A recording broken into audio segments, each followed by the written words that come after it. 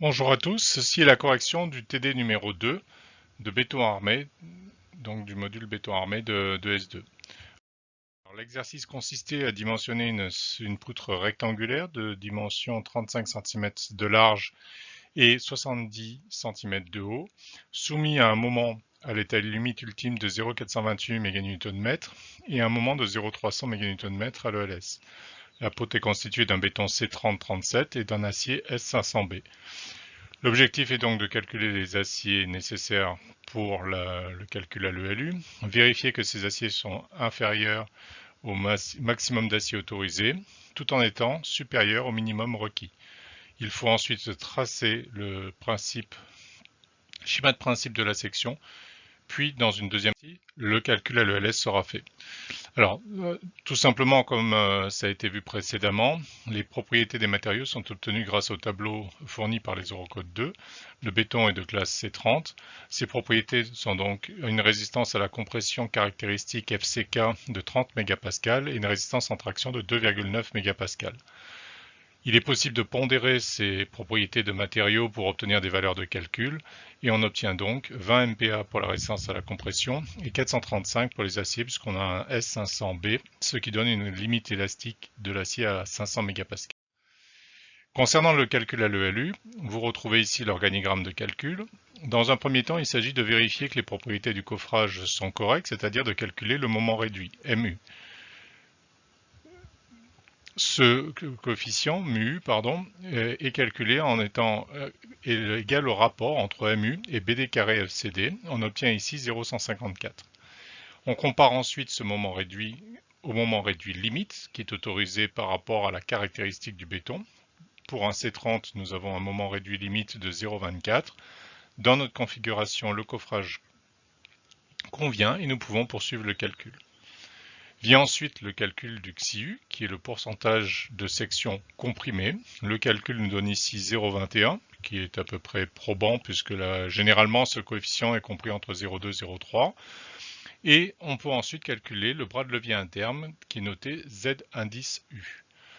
Cette propriété nous permet de vérifier que la valeur du bras de levier interne est de l'ordre de 0,57 mètres, qui correspond donc à 0,8 H généralement. On peut vérifier rapidement que 0,8 H fait 0,56 mètres et donc le calcul qu'on a obtenu est tout à fait conforme à ce que l'on pouvait attendre. On peut maintenant finaliser le calcul en obtenant la section d'acier nécessaire. C'est le rapport entre le moment appliqué à l'état limite ultime M indice U, FYD et ZU. On trouve ici 17,26 10.4 m². À noter qu'il est intéressant de mettre les résultats en 10-4 puisque un 10-4 m² correspond à 1 cm² d'acier. Nous obtenons donc une section d'acier requise pour le calcul à l'ELU de 17,3 cm² d'acier. Dans cet exercice, et pour cette question, il faut faire attention aux unités pour le calcul du moment réduit, par exemple, où les moments doivent être en méganewton-mètre, les dimensions en mètres et les contraintes en mégapascal. Nous pouvons ensuite vérifier que ces aciers sont conformes par rapport à la réglementation. En effet, l'acier requis, 17 cm² d'acier, est bien inférieur à S max qui vaut 88 cm² et supérieur à S min qui vaut 3,3 cm². Nous pouvons alors choisir les aciers. Alors le choix se fait en balayant colonne par colonne le nombre de barres possibles par rapport au diamètre. Si l'on regarde dans les configurations une barre, on peut avoir une barre de HA50 qui correspond à 19 cm² d'acier. Pour 2 barres, c'est plus difficile puisque 2 barres de 32 font que 16, 2 barres de 40 font 25, ce qui correspond à une valeur supérieure à la valeur requise. Et on peut poursuivre ainsi jusqu'à 4 barres. Pour 4 barres, on a 19 cm² d'acier, pour 6 barres, on a 18, et pour 9 barres de HA16, on a une valeur qui pourrait correspondre. Pour le choix des armatures, il faut noter que le principe est de ne pas mettre trop de barres, puisque ça va correspondre à un coût de main d'œuvre non négligeable, et de ne pas en mettre pas assez, puisqu'on favorise les très gros diamètres qui favorisent la fissuration des poutres. Donc l'objectif est de trouver un compromis entre les solutions possibles en essayant systématiquement de trouver des sections d'acier qui soient supérieures aux valeurs que vous avez calculées précédemment.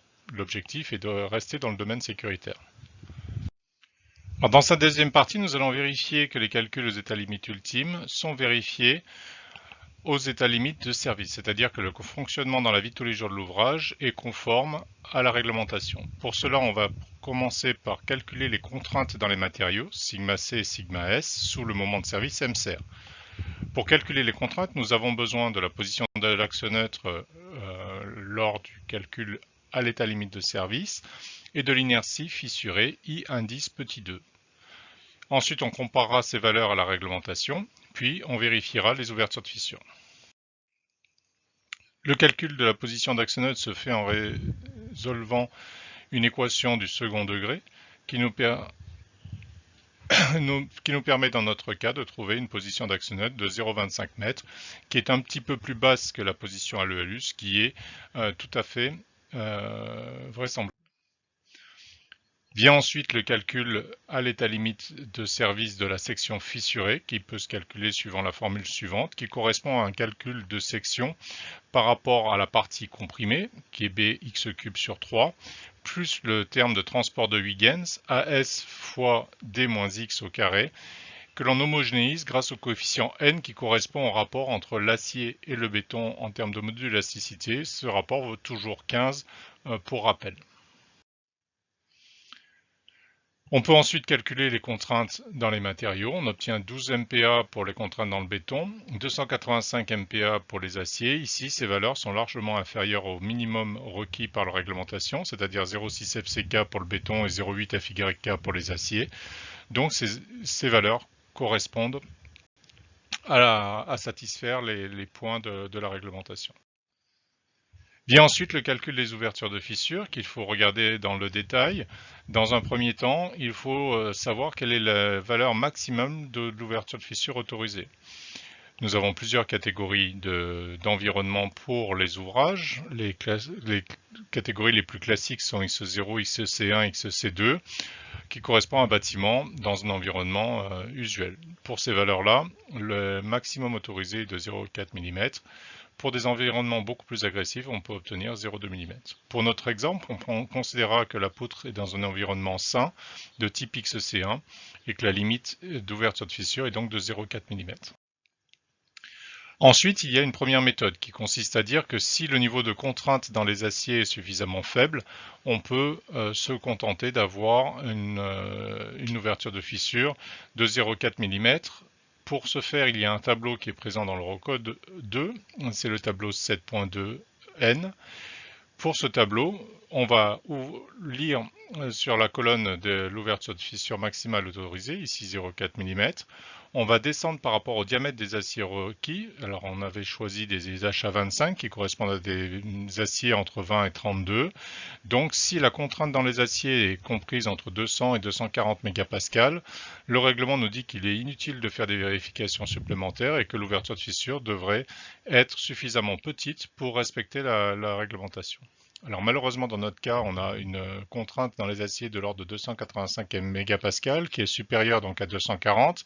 Donc quelle que soit l'interpolation que l'on peut faire entre 20 et 32, de toute façon les contraintes sont trop grandes et il faut faire un calcul exact des valeurs d'ouverture de fissure. Ce calcul exact se fait à partir de la formule suivante. Oméga K est égal à l'espacement des fissures que multiplie la différence de déformation entre les aciers tendus et le béton.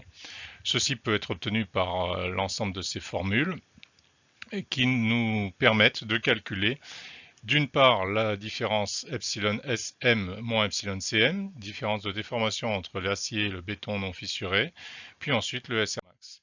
Dans notre exercice, nous trouvons une différence de déformation de l'ordre de 1010 10-6 mètres par mètre, qui est assez vraisemblable puisque ça correspond à 1000 micromètres par mètre et l'acier plastifie à 2000 micromètres par mètre, donc cette valeur semble cohérente. Et ensuite, l'espacement de fissure nous donne 215 mm. À noter que SR max doit être calculé en prenant tous les coefficients et les valeurs dimensionnelles en millimètres, c'est-à-dire le covering, l'enrobage à 30 mm qui est donné par l'énoncé et le diamètre des barres qui était à 25 mm. Nous obtenons ici donc une valeur de 0,22 mm d'ouverture de fissure qui est inférieure à 0,4. Donc cette section est vérifiée dans son ensemble. Merci de votre attention et n'hésitez pas à poser des questions par mail.